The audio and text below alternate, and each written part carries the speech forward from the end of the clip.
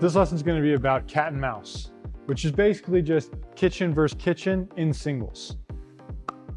This is a little bit different than doubles because now you have to cover the entire kitchen and worry about passing shots. But it's just you. You don't have a partner to go. So movement here and knowing what to cover and what to worry about first is going to be really important, and that's what we're going to go through.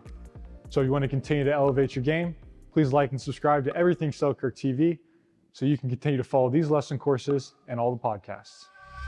So now we've gotten into a situation where we're both up. They've returned and come in, or they've found a good time to come in. I've worked my way in as the server, or whatever happened, we're both up now. And this is where, if you know what you're doing in singles, you can really make your opponent look silly in cat and mouse, because it's going to be a little bit of a chess match where you're having to guess where your opponent's going. This can be a little intimidating at first because it's very non-natural, and unless you've literally played pickleball singles. So for tennis players especially, you're playing someone that just wants to rip from the baseline, bringing them in and getting in the cat and mouse is a way a lot of really good pickleball singles players win.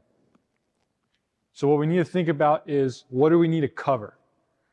So a lot of the times we're not going to be hitting each other in the center of the court. It's going to be a little bit off to the side.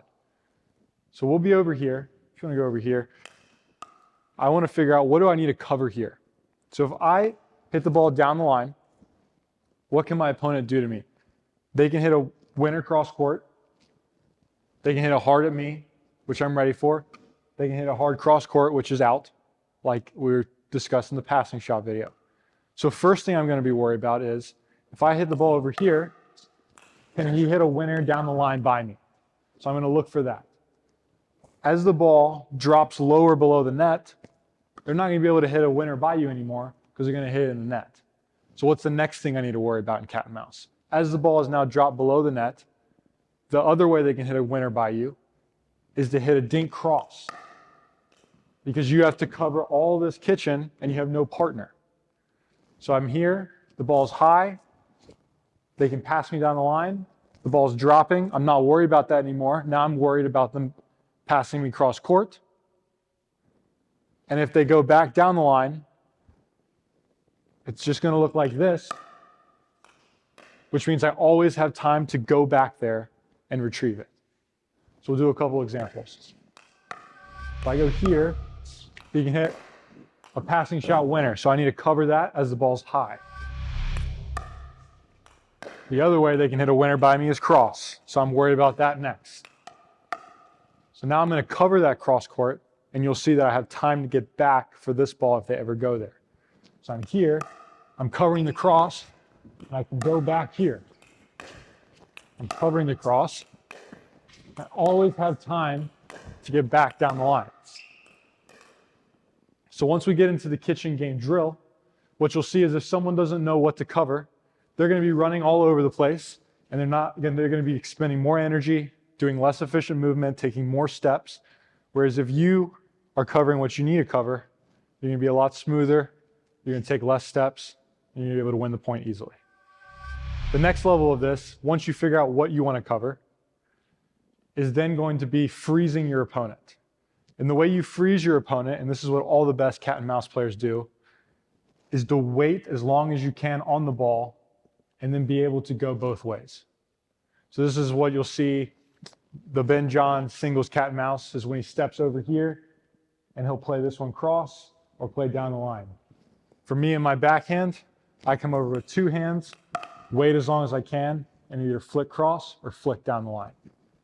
So now we'll see that in action in drill. So this is the drill. Just call it cat and mouse, kitchen game, whatever. There's a couple of variations to it, but the way we do it is we'll both start in the middle here. I'm going to feed the ball down the middle, and then your opponent can hit the ball kind of one step away from you. They can't immediately go for winners, but they're going to start the point, open up the point one step away from you. And after that happens, the point is open. It's live. So I'll feed middle. You can go a little bit to the side, and now we're live.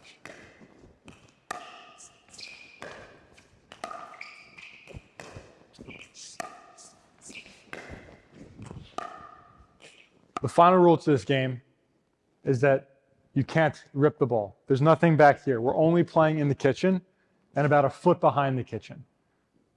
If it's just an inch back, it's not out. We usually play about 1 foot behind the kitchen.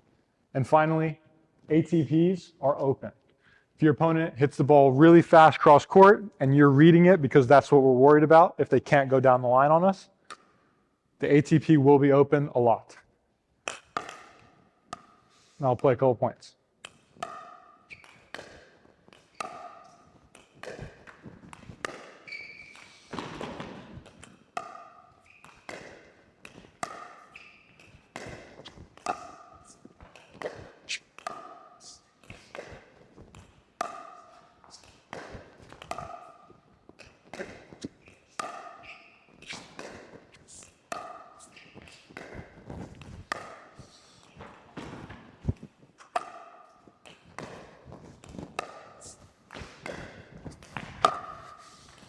And every time I hit a winner is when I'm holding the ball as long as I can and forcing my opponent to make a guess.